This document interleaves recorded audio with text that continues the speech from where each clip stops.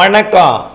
செல்வகுமாரின் அதிகாலை வானிலை ஆய்வறிக்கை. அதிகாரப்பூர்வ வானிலை அறிக்கைக்கு இந்திய வானிலை ஆராய்ச்சித்துறை அறிக்கையை பார்க்கவும். 2025 ஜனவரி 18 சனிக்கிழமை அதிகாலை நிலவர வானிலை பதிவு. காற்று சுழற்சி இலங்கையின் தென்கிழக்கு பகுதியை நெருங்கியது. இது இலங்கையின் தென்கிழக்கு மற்றும் தெற்கு புறம் வழியாக குமரி கடற்பகுதியை அடையும்.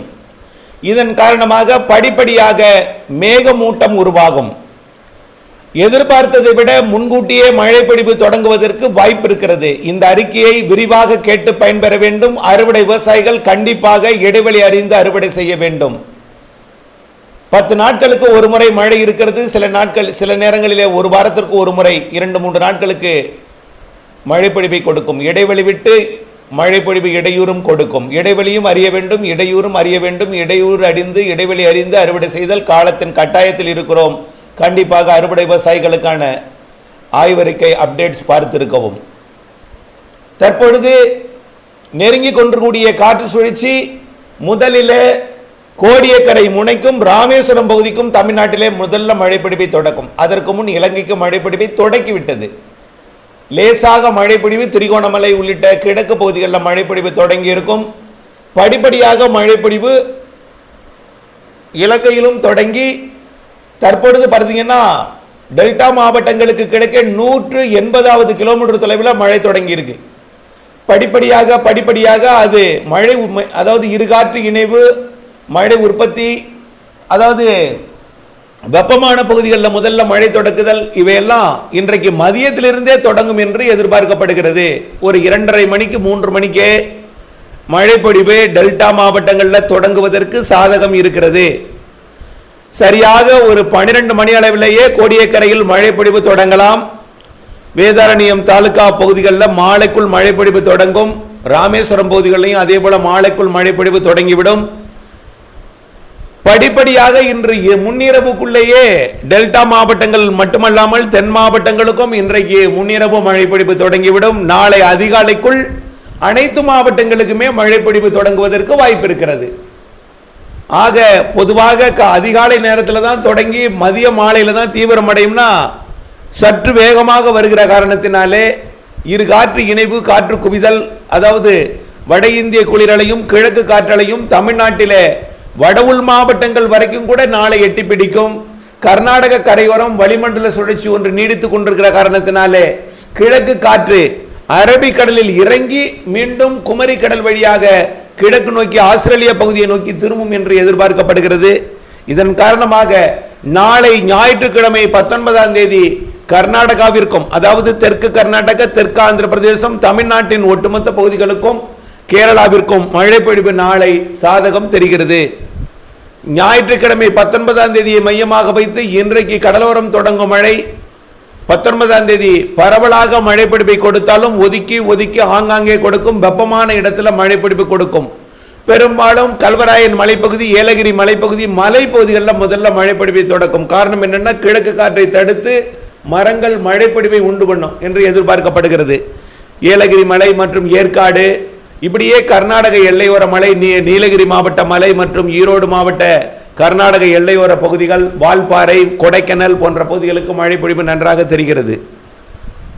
அதாவது அதிகபட்சமாக டெல்டா மாவட்டங்களில் கனமழை பொழிவு தெரிகிறது. ஓரிரு இடங்களில் மிக கனமழை பொழிவும் தெரிகிறது. டெல்டாவின் கடலோரம், தென்கடலோரம் உறுதியாக, டெல்டாவின் கடலோரம், தென்கடலோரம் வரக்கூடிய 22ஆம் தேதி வரைக்கும் கூட மழை வாய்ப்பு தெரிகிறது. அதாவது அவ்வப்பொழுது அதாவது 19ஆம் தேதி பரவலாக மழைப்பொழிவை கொடுத்து 20ஆம் தேதி தென் மாவட்டங்களுக்கு மட்டும் மழைப்பொழிவை கொடுக்கும். அதே வேளையில் டெல்டாவின் கடலோர பகுதிகளில், வேதாரண்யம் பகுதிகளில், தலைஞாயிறு பகுதிகளில், திருத்துறைப்பூண்டி, முத்துப்பேட்டை பகுதிகளில் 21ஆம் தேதியும் மழைப்பொழிவை தொடர செய்யும். ஆக டெல்டா மாவட்டங்களின் கடலோர பகுதிகளில் 21ஆம் தேதி 20ஆம் தேதி 2 நாளுமே மழை இருக்கும். ஆனால் எப்பொழுதுமே தொடர்ந்து பெய்து கொண்டிருக்கும் மழை அல்ல. 18, 19 மட்டும்தான் டெல்டாவிற்கு கொஞ்சம் கூடுதல் மழை. 20ஆம் தேதி அவ்வப்பொழுது மழை, அதாவது கடந்த மாட்டுப் பொங்கல் தினத்தில் பெய்தது போல அவ்வப்பொழுது வந்து பொழியும். 20ஆம் தேதி 21ஆம் தேதி கோடியக்கரை முனைக்கும் ராமேஸ்வரம் பகுதிக்கும் தூத்துக்குடி கடலோரத்திற்கும் வாய்ப்பு இருக்கிறது. 22ஆம் தேதி கூட. ஆக 22ஆம் தேதி வரை மழை வாய்ப்பு தெரிகிறது. கடல் ஓர பகுதி தென் கடலோரமும் கோடியக்கரை முனைக்கும் டெல்டா மாவட்டங்களுக்கு, அதுவும் நாகப்பட்டினம் மாவட்ட தெற்கு பகுதி, திருவாரூர் மாவட்ட தெற்கு பகுதிக்கு 21ஆம் தேதி வரைக்கும், டெல்டா மாவட்டங்களுக்கும் தென் மாவட்டங்களுக்கும் 20ஆம் தேதி வரைக்கும், தமிழ்நாட்டின் அனைத்து மாவட்டங்களுக்கும் 19ஆம் தேதியும் 18ஆம் தேதி 19ஆம் தேதி டெல்டா மற்றும் தென் மாவட்டங்களுக்கு கனமழை வாய்ப்பு தெரிகிறது. இது சென்னை திருவள்ளூருக்கும் எட்டி பிடித்து திருப்பதி வரைக்கும் மழைப்பொழிவு கொடுக்கும் என்பதனால சென்னைக்கும் ஓரிரு முறை மிதமான மழைப்பொழிவுகள் கொடுக்கும். ஆக அனைத்து மாவட்டங்களுக்கும் மழை இருந்தாலும் அனைவருக்கும் மழை பொழியுமா என்பது கேள்விக்குறிதான். ஆனால் அனைவரையும் தாண்டி கர்நாடகா மற்றும் கேரளா, ஆந்திர பிரதேசத்தின் திருப்பதி உள்ளிட்ட பகுதிகளுக்கும் எட்டி பிடித்து மழை பொழிவை கொடுக்கும். ஆனால் இடையிடையே ஒதுக்கி ஒதுக்கி மழை பொழிவை கொடுக்கும். யாருக்கும் ஒதுக்கலாம், யாருக்கும் நன்றாக கூட பெய்யலாம். இப்படிப்பட்ட, அதாவது வெப்பமான பகுதிகளில் தான் மழை பொழிவு முதல்ல கிடைக்கும், பிறகு மழை பகுதிகளில் நல்ல மழை பொழிவு கிடைக்கும். அனைத்து மாவட்டங்களுக்கும் மழை உண்டு. உங்கள் மனநிலையில் நமக்கும் வரும், நம்மை தாண்டியும் போகும், நமக்கு பெய்யலாம் ஒதுக்கலாம் என்கின்ற மனநிலையுடன் இருந்தால் எந்தவித ஏமாற்றமும் இருக்காது. காரணம், எந்த இடத்தில் வெப்பம் கூடுதலாக இருக்கும் என்பதை அவ்வப்பொழுது பெய்யக்கூடிய வீசக்கூடிய காற்று, அவ்வப்பொழுது அடிக்கக்கூடிய வெயில், இதை பொறுத்து தான் அமையும். அதை நேரலையில் இருந்து தான் அவ்வப்பொழுது கணித்து உடனுக்குடன் வழங்க முடியுமே தவிர அதை முன்கூட்டியே சொல்வது என்பது சற்று கடினமான பணிதான். இருந்தாலும் கர்நாடகாவின் மைசூரு மங்களூர் வரைக்கும் மழை பொழிவு எட்டி பிடிக்கும். பெங்களூருக்கும் கொடுக்கும், கோளாறு தங்கவேல் திருப்பதி வரைக்கும் எட்டி பிடிக்கும் 19ஆம் தேதி. இடையில் ஒதுக்கி ஒதுக்கி அனைத்து மாவட்டங்களுக்கும் ஆங்காங்கே மழை பொழிவை கொடுக்கும். டெல்டா கடலோரம் தென்கடலோரம் கனமழை பொழிவு உண்டு. டெல்டா தென் மாவட்டங்களுக்கு நல்ல மழை பொழிவு உண்டு. இந்த சுற்று நாலுமுக்கு ஊத்து மாஞ்சோலை போன்ற பகுதிகளில் 15 சென்டிமீட்டர் வரைக்கும் மழை பொழிவு கொடுக்கலாம் ஓரிரு நாட்களில். தொடர்ந்து வானிலை அப்டேட்ஸுடன் இணைந்திருங்கள். வானிலை அறிந்து விவசாயம் செய்தது காலத்தின் கட்டாயமாக இருக்கிறது. மேலும் ஒரு தகவல், இந்த சுற்றின் மழை பொழிவு 22ஆம் தேதி வரை கடல் ஓரம் கொடுத்தாலும் அனைவருக்குமான மழை 20ஆம் தேதி வரைக்கும். 19, 20 தான் அனைவருக்குமான மழை, 19 தான் பரவலான மழை. ஆக 22 என்பது கோடியக்கரை முனைக்கும் தூத்துக்குடி ராமேஸ்வரம் பகுதிக்கும், 21 என்பது டெல்டாவின் தெற்கு பகுதிக்கு வரைக்கும். அப்போ 19, 20, 21 வரை கோடியக்கரை முனைக்கு இருக்கும். ஆக 22ஆம் தேதியிலிருந்து 27ஆம் தேதி வரை இடைவெளி, இந்த இடைவெளியை பயன்படுத்தி அறுவடை செய்திடுங்கள். இப்போ தமிழ்நாட்டின் அனைத்து மாவட்டங்களுக்கும் 19ஆம் தேதி தான், பெரும்பாலான மாவட்டங்களுக்கு 20ஆம் தேதியிலிருந்து இடைவெளி தான். டெல்டா தென் மாவட்டங்களுக்கு 21ஆம் தேதியிலிருந்து இடைவெளி. கோடியக்கரை முனைக்கு மட்டும்தான் 22ஆம் தேதியிலிருந்து இடைவெளி. புரியுதுங்களா? அதுவும் கோடியக்கரை முனைனா தொடர்ந்து பெய்து கொண்டே இருக்காது. மாட்டு பொங்கல் அன்றைக்கு பெய்தது போல அவ்வப்பொழுது ஆங்காங்கே விட்டு விட்டு பெய்யும். 21, 20ஆம் தேதியும், 19ஆம் தேதியும் 18ஆம் தேதி மதியத்திலிருந்து 19ஆம் தேதி நல்ல ஒரு மழைப்பொழிவை கொடுக்கும். கடலோரம் உட்பட புதுச்சேரி, விழுப்புரம் உட்பட, அதையும் தாண்டி திருப்பதி வரைக்கும் சொல்லியாச்சு.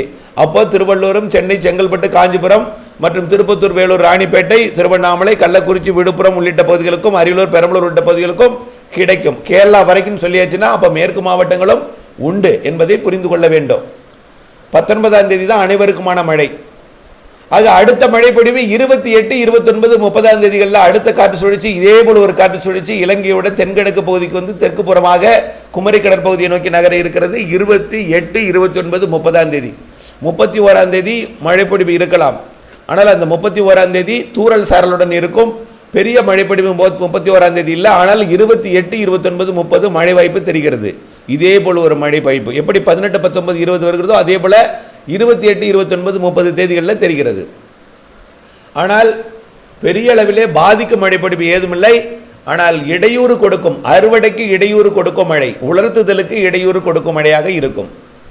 அடுத்த மழைப்பொழிவும் பிப்ரவரியில் இருக்கிறது. பிப்ரவரியில் 10 நாட்களுக்கு ஒரு முறை 2 நாள் மழை தெரிகிறது. அதன் அடிப்படையில் பிப்ரவரி 7, 8, 9 தேதிகளில் முதல் 10 நாளுக்குள் ஒரு மழை, பிப்ரவரி 10க்குள் ஒரு மழை, 7, 8, 9க்குள் தெரிகிறது. அடுத்தது பிப்ரவரி 20க்குள், 18, 19 தெரிகிறது. அடுத்தது பிப்ரவரி இறுதியில் மழை வாய்ப்பு. இப்படி மழை வாய்ப்புகள் இருந்து கொண்டுதான் இருக்கும். பிப்ரவரியை விட மார்ச், ஏப்ரல், மே கூடுதல் மழை இருக்கிறது. இடைவெளியும் இருக்கும், மழை பொழிவும் இருக்கும். இடைவெளி அறிந்து பணி செய்திடுக, வானிலை அறிந்து விவசாயம் செய்திடுக. இணைந்தே இருங்கள் அப்டேட்ஸுடன். நன்றி.